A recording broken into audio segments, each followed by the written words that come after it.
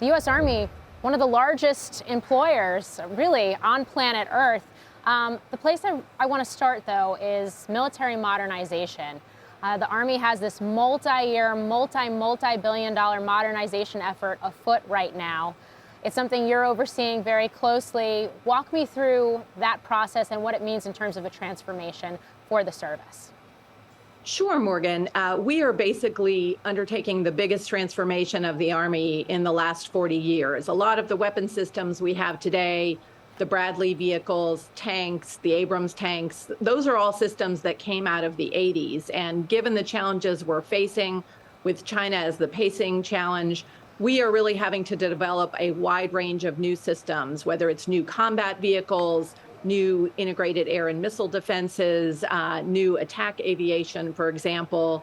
And we've been pursuing that for the last few years. And in fiscal year 23, we're going to put 24 of those new systems into the hands of soldiers, either as prototypes or starting to field in small numbers.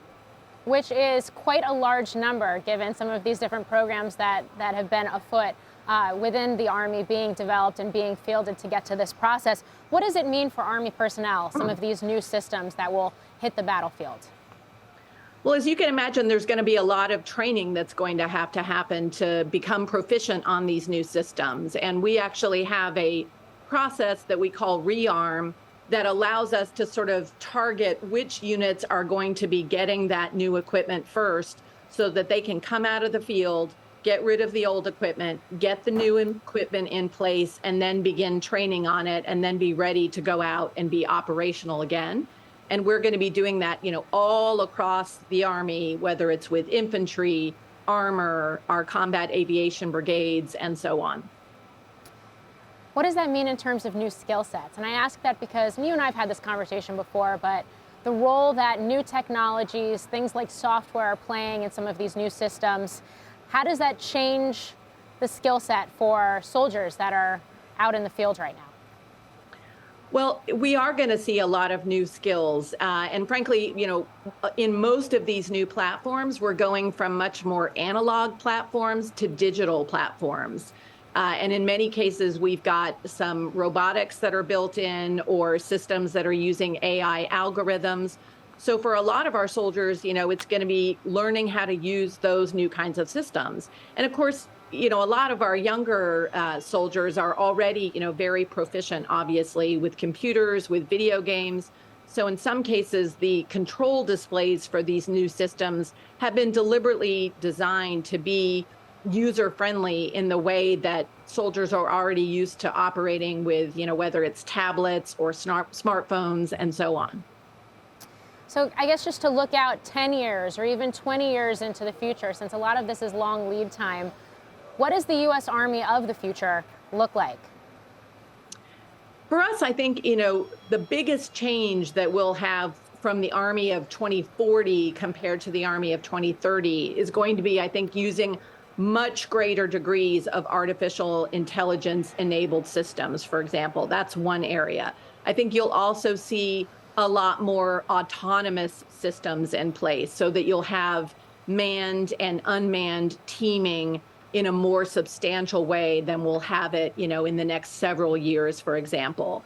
And I think we may also, looking out to 2040, we may be able to do some things with biotechnology, for example, but that's, starting to get farther out, obviously. So to bring it back to present day, the fiscal year, 2022 fiscal year that just ended, the Army had laid out recruitment goals. You missed those goals by about 25%. We've been hearing about it across corporate America, the tight labor market.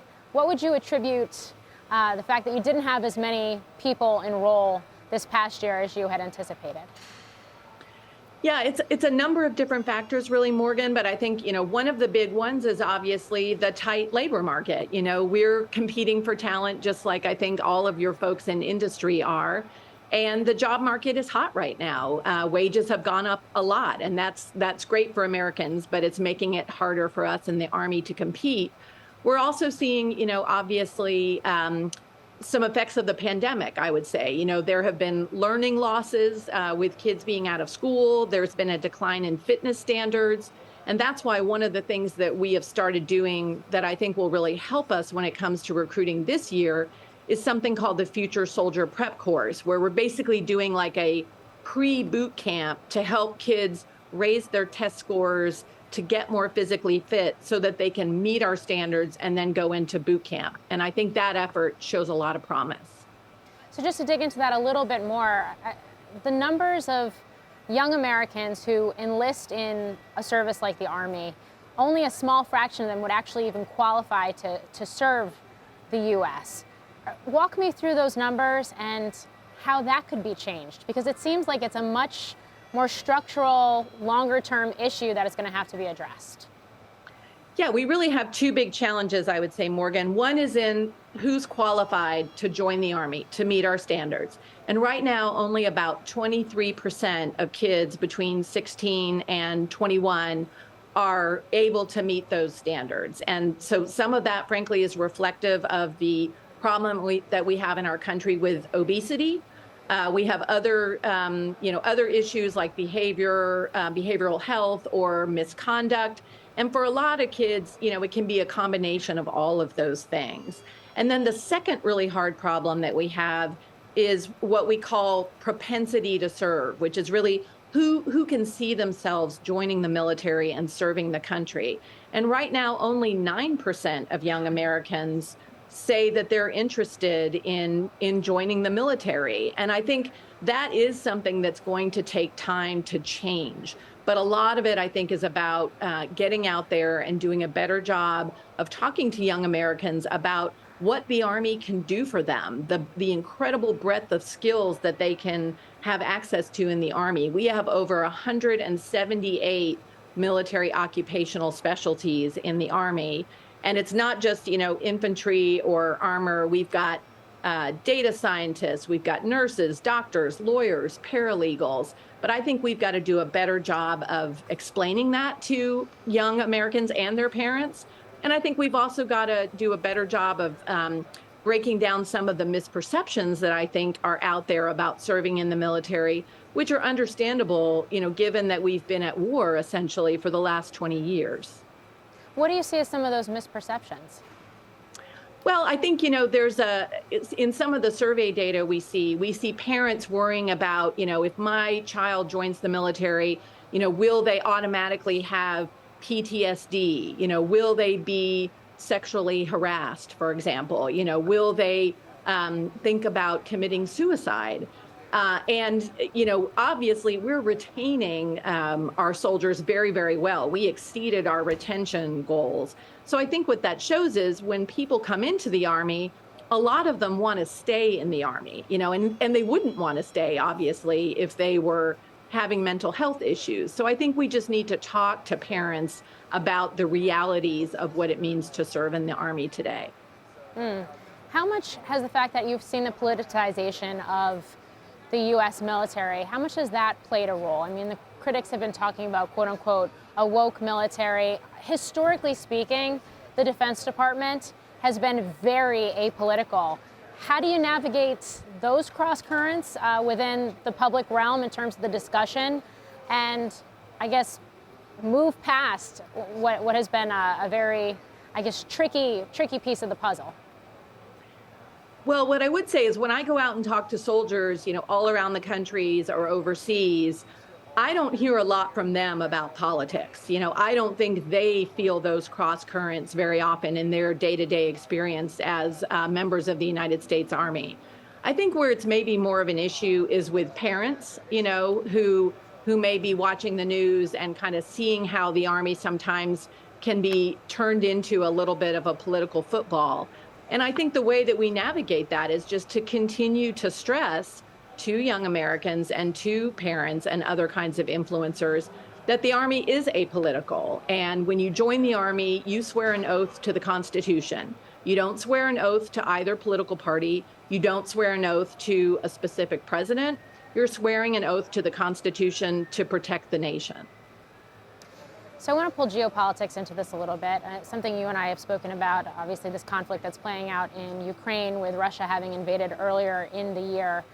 There have been conversations or talks about the rising risk, and the risk is always there, but to see it spill out into the public realm, this rising risk of a nuclear tactical bomb, for example, being detonated by Russia, the talk about a so-called dirty bomb and the possibility of that being used. When you are managing such a large force, with many of those soldiers, and I would imagine some civilians deployed in Eastern Europe right now, how do you and your military counterparts within the branch get them ready, not just physically and logistically for a situation like that, heaven forbid, even just the possibility of it, but also mentally?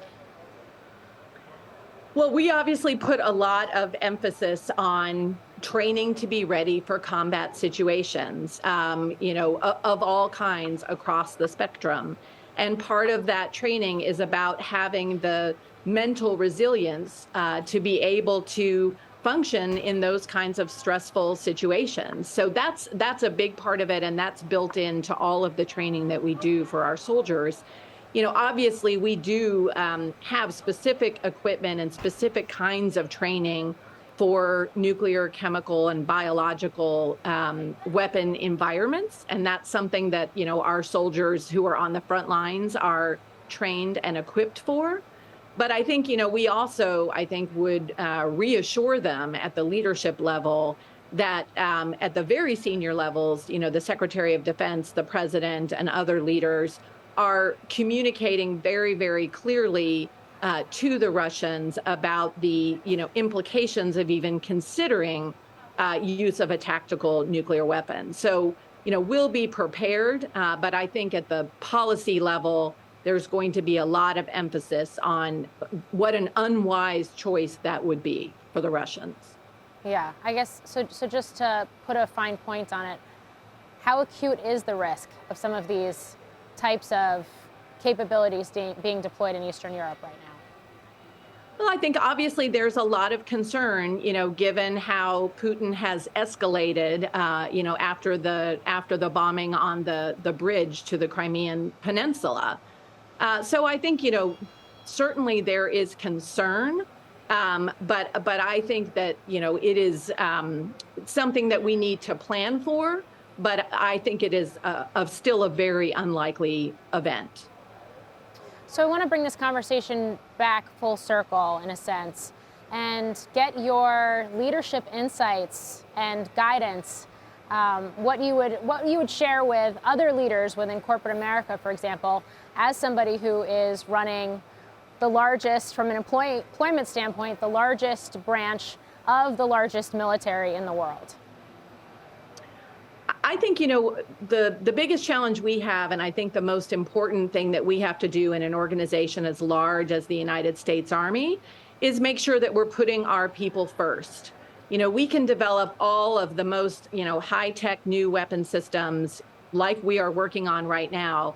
But if we don't have the kinds of talented, motivated individuals to use those weapon systems, we won't be able to do what we need to do. And so to recruit those kinds of quality folks, to retain those kinds of quality folks, we've got to make sure that we're taking care of them, that we are making sure that they've got good housing, good childcare, access to quality health care, and that we're using their skills and abilities in the right way and not treating them as interchangeable widgets. And when you've got an organization that's, about 975,000 folks plus another 200,000 plus Army civilians, taking care of people is a very time-consuming part of what we're doing.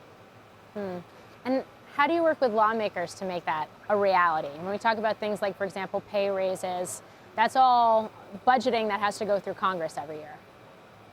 Well, we're very fortunate in that, the Congress generally is very, very supportive of the military and the United States Army. And so there's usually a lot of support on Capitol Hill for pay raises for our soldiers, for making sure that they have the kinds of quality housing that they need.